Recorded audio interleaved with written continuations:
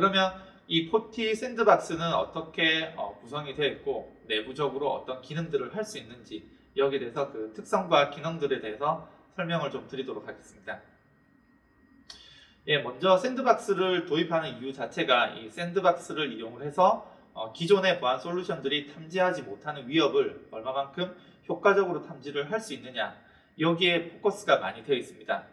실제 그 샌드박스 자체가 파일을 단순히 실행시켜 놓고 여기에서 행위를 보는 것뿐만 아니라 내부 아키텍처를 보시면 여러 가지 정적 분석과 동적 분석 그리고 AI 분석이 포함된 여러 가지 엔진들을 통해서 여기에서 그 악성 행위에 대해서 스코링을 한다든지 행위를 기반으로 해서 위협을 판단하는 엔진들을 가지고 있습니다. 보시는 것처럼 포티 샌드박스 탐지 아키텍처도 보시면은 가장 먼저 파일이 들어오게 되면 과거에 이미 한번 분석이 됐는지 안 됐는지를 체크하는 로직이 있고요. 그렇게 해서 중복 실행을 방지를 해서 샌드박스의 가용성을 늘려주는 아키텍처가 가장 먼저 있습니다. 그리고 내부적으로는 OS에 독립적으로 파일들이 구조적으로 가지고 있는 이 특성들이 있습니다. 이거를 이 AI 기반으로 해서 그 에뮬레이션을 해서 그 파일들이 가진 구조를 기반으로 해서 악성 파일을 탐지를 해내고요. 그리고 내부적으로 가지고 있는 AV를 이용한 정적 분석 그리고 클라우드 평판 조회를 해서 스코링을 또 합산을 하게 되어 있습니다. 그 이후에 샌드박싱을 해서 실제 이 파일이 실행되면서 어떤 악성 행위들을 하는지를 모니터링을 해서 탐지를 하게 됩니다.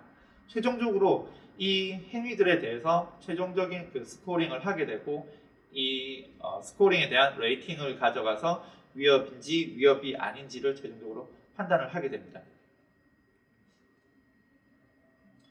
그리고 포티 샌드박스의 이 특징 중에 하나가 커스텀 샌드박스 설정을 이제 제공을 한다는 겁니다. 그 보안 벤더별로 이 커스텀 VM을 제공하는 케이스가 있고 제공하지 않는 케이스가 있는데 제공하지 않는 케이스에서는 이 샌드박스를 가공을 못하게 함으로써 조금 더 안전하다는 장점을 가져가는 대신에 고객이 가지고 있는 특수한 환경에 대해서는 이 샌드박스가 구성을 하지 못한다는 단점이 있습니다. 포티 샌드박스는 이러한 커스텀 샌드박스 설정을 가능하게 해서 사용자가 독특하게 사용하고 있는 내부적으로 개발된 어플리케이션이라든지 아니면은 국내 로컬 환경에서만 실행되고 있는 한글 파일이라든지 아니면은 RZIP과 같은 특수 환경의 어플리케이션들을 설치를 해서 위협을 분석을 할 수 있도록 제공을 하고 있습니다. 그리고 고객사별로 운영체제가 시작되면서 특별한 어떤 스크립트가 실행이 되면서 OS가 구동이 된다든지 여러 가지 환경과 관련해서도 이 OS 자체를 커스터마이징을 해서 운영을 할 수 있도록 제공을 하고 있습니다. 예, 다음으로는 그 파일 타입별로 우선순위를 지정을 할 수가 있는데요.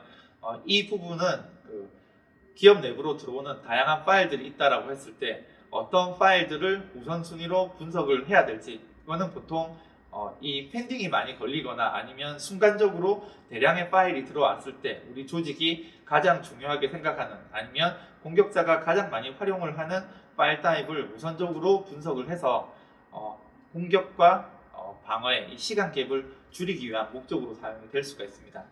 그리고 포티 샌드박스가 여러 가지 그 스캔 인풋 타입을 지정을 할 수가 있는데 여기에 대해서도 온디맨드 분석이라든지 아니면 포티 게이트와 여러 가지 장비들을 지정을 해서 특정 장비로부터 오는 파일들에 대해서 우선순위를 높여서 분석을 할 수 있도록 지정을 할 수도 있습니다. 그래서 앞서 말씀드린 것처럼 포티 샌드박스가 가지고 있는 분석 모드는 여러 가지가 있고요. 거기에서 이제 대표적인 기능 중에 하나가 온디맨드 분석 기능이 있습니다. 온디맨드 분석 기능은 여러 가지 장비와 연동을 해서 장비로부터 직접 파일이 들어오는 게 아니라 사용자라든지 아니면 SOC의 분석 조직 그리고 운영 조직이 여러 기관으로부터 공유받은 그 파일들을 실제 악성 행위가 있는지 없는지 위협에 대한 진위를 판단을 하기 위해서 샌드박스의 파일을 직접적으로 수동 업데이트하는 그런 기능이라고 보시면 됩니다. 이렇게 여러 곳으로부터 수집된 파일들을 샌드박스에 직접적으로 업로드를 해서 이 파일의 행위 기록을 통해서 악성인지 악성이 아닌지를 판단할 수 있게 됩니다. 예, 다음은 스니퍼 모드입니다. 네트워크의 탭 장비라든지 아니면 미러링 포트를 통해서 샌드박스로 스핑을 할 수가 있고요. 여기에서 원하는 HTTP라든지 FTP, SMB 여러 가지 모든 프로토콜에 대해서 파일을 추출을 한다거나 아니면은 특정한 프로토콜에 대해서만 파일들을 추출을 해서 샌드박스로 파일을 재조합한 다음에 행위 분석을 해서 위협을 판단을 하실 수가 있습니다. 예, 다음은 그 네트워크 공유 폴더를 통해서 어떤 그 파일들을 크롤링해서 가지고 온 다음에 이 파일들에 대한 악성 행위 분석을 진행을 할 수 있습니다. 보시는 것처럼 SMB 프로토콜이나 NFS 형태로 공유된 그 폴더를 마운팅만 시켜주게 되면 특정 시간대별로 스케줄링을 걸어서 파일들을 가지고 와서 지속적인 행위 분석을 할 수도 있습니다.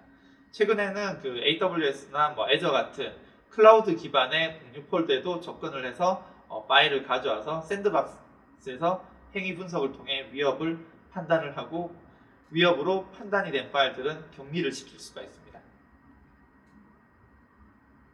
예, 다음은 그 다양한 디바이스들의 연동을 통해서 파일들을 추출을 해서 가지고 올 수 있는데요.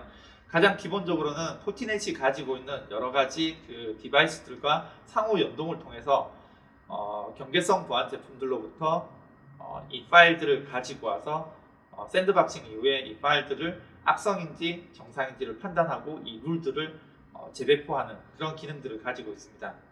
보시는 것처럼 이메일을 통해서 들어온다거나 아니면 웹서핑 그리고 USB를 통해서 단말기로 직접적으로 연결을 해서 복사되는 파일들을 샌드박스와 연동을 해서 어떤 위협에 대한 행위 분석을 한 다음에 악성으로 판단된 파일들은 즉각적으로 단말 장비 내에서 차단을 하실 수가 있습니다. 그리고 이렇게 분석된 그 정보들은 포티가드 랩스로 공유가 돼서 글로벌 장비들로 또다시 업데이트를 시킬 수가 있습니다. 조금 더 구체적으로 설명을 드리면 중앙에 샌드박스가 구성이 되어 있고 그리고 단말 경계 보안 제품들이 설치가 되어 있습니다. 여기에서 이메일을 통해서나 아니면 웹서핑을 통하거나 USB를 단말기에 연결을 했을 때 가장 먼저 정적 분석이나 아니면 AV 엔진을 통해서 알려진 위협들을 차단을 하게 되고요. 알려지지 않은 위협들이나 의심스러운 파일들에 대해서는 샌드박스로 파일을 던지게 됩니다. 그리고 샌드박스는 가상 환경을 이용을 해서 이 파일들에 대한 행위 분석을 하게 되고요. 악성으로 판단이 되게 되면 여기에 대해서 차단 명령이라든지 아니면 단말기 내에서 시스템에서 파일을 격리를 할 수 있도록 명령을 내리게 됩니다. 그리고 상호 연동된 장비들에 대해서 하나의 장비에서 분석된 위협 파일들은 모두 이 시그니처가 정보가 공개가 되고요. 그렇게 되면 다른 공격 벡터로 들어오는 새로운 위협에 대해서도 이미 분석된 결과를 가지고 있기 때문에 실시간으로 자동 차단을 할 수 있게 됩니다. 그리고 이렇게 그 샌드박스가 지속적으로 늘어나게 되면은 샌드박스의 장애에 대한 포인트가 발생이 될 수도 있고요. 어떤 가용성 측면에서 팬딩이 지속적으로 늘어날 수도 있습니다. 여러 가지 그 샌드박스를 지속적으로 늘려가면서 다수의 샌드박스를 구축을 하게 되면 L4라든지 이런 그 로드 밸런싱이 필요 없이 포티 샌드박스는 자체적으로 클러스터링 기능을 제공을 하고 있습니다. 그리고 화면에 보신 것처럼 마스터와 슬레이브 각각의 그 롤들을 가지고 있어서 마스터 샌드박스가 만약에 장애가 발생이 되게 되면 자동으로 프라이머리 슬레이브로 이 마스터 역할이 넘어가게 됩니다. 그렇게 해서 장애 발생 시에도 이러한 그 페일오버가 자동으로 되고요. 그리고 레귤러 슬레이브가 만약에 장애가 발생되면 자동으로 이렇게 분배를 해서 특정 샌드박스에 부하가 걸리지 않도록 재분배를 할 수가 있습니다. 샌드박스가 위협을 탐지를 했을 때 분석 결과 리포트를 보통 보여주게 되는데요. 포티 샌드박스 같은 경우는 3단계에 대해서 보여주게 됩니다. 첫 번째는 이 서머리 정보를 보여줘서 어떤 그 파일이 어느 시간에 어떤 공격 벡터로부터 들어왔는지 다운로드 경로라든지 아니면 해시 값들 그리고 왼쪽 하단에 보시면은 이 인디케이트 값들을 보여줍니다.